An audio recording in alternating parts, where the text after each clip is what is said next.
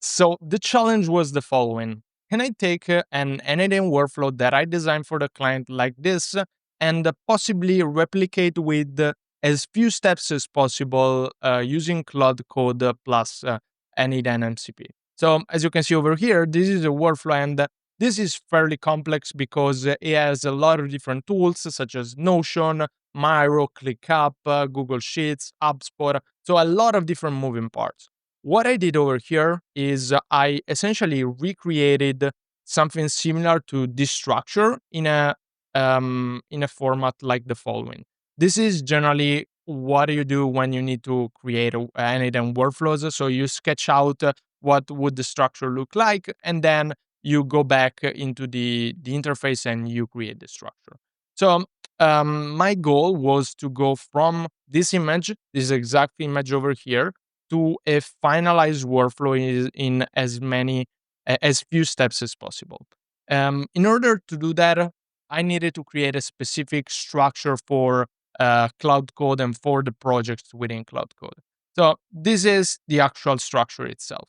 What we are doing is we are passing part of the work to different sub-agents, so that what we can do is we can send an image, we can create an image, add that to a specific folder, and then simply ask, hey, can you create a workflow for that specific image?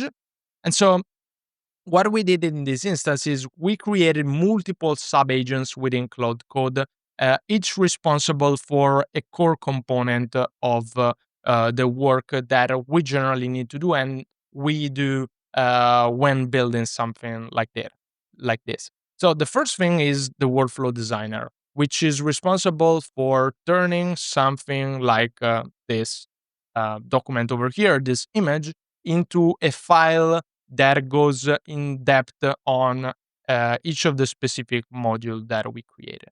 The second part is an API researcher or a tool researcher slash node researcher. So essentially, over here, we could have different things such as get company data, or I don't know, for example, click up copy folder from template. So all of those are actually API calls.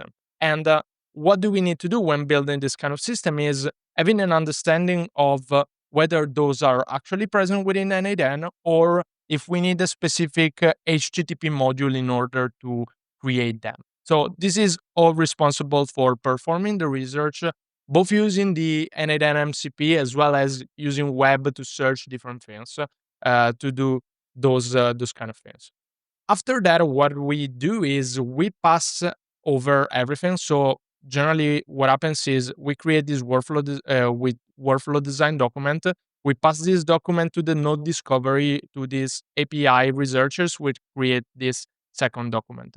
This third agent can use these two documents and so on. So once it comes time to build the workflow builder has a lot of context that it can use. So for the technical documenter, what we are essentially doing over here is making sure that we are solving all the possible technical problems that we might have. Things such as rate limiting, pagination, um, all sort of different problems that we might have within N8N, or when working with different APIs, or when having some logic, or whatever the case might be. So once we created all of these different things, the last part is creating the workflow. So this is actually creating the workflow itself and having the finalized version of the workflow. And then finally, it's validating the workflow. So this means testing and checking whether the workflow is valid in and of itself. So let me show you what is the actual structure within Cloud Code, so you have an understanding of that and you can see everything. So over here in the right side, what do we have is we have the folder onboarding automation. Within this different folder, we have different documents. The most important one and the starting point over here is the file itself, which is this file over here, which is the actual image that I showed you. One important hack that I discovered over here is that if you are using SVG format images, This is read way better than PNG images because in this case they are more able to zoom in and check each single field. Instead, with the PNG, I saw a lot of hallucinations coming when checking different images. So that is the first thing. And what are we doing over here is we are essentially sending this single prompt. I like to create an onboarding automation based on the image. Please analyze that and structure a plan to create an N8N workflow. So this was done in plan mode, and then what we created is basically the actual plan that we needed to go through, which was essentially what I showed you in the file over here in the structure. So it was essentially using this different tool in that specific format. Then what happened is we started with the different sub workflows and sub agents. So each agent is defined over here in the folder. And for example, the website designer has specific functionalities over here that is about understanding the image, gathering the requirements, and creating a document. And so, what do we get at the end of this part over here would be a document like the following. So let me show you. Over here, workflow design, and then it goes over the workflow steps, and all the workflow steps over here are properly defined based on the image. So this is like very, very useful and really, really helpful for the context. And another component that it adds over here is it adds questions for the user. So if you, for example, only start with creating the workflow design and then respond back to the questions that he has from you about like specific things.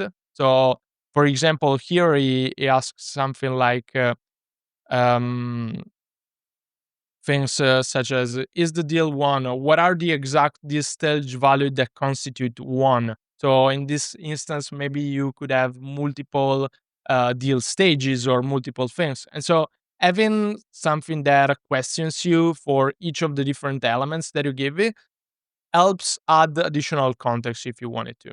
In this specific case, we didn't even add the additional context and we went straight through the next step, which was the API researcher.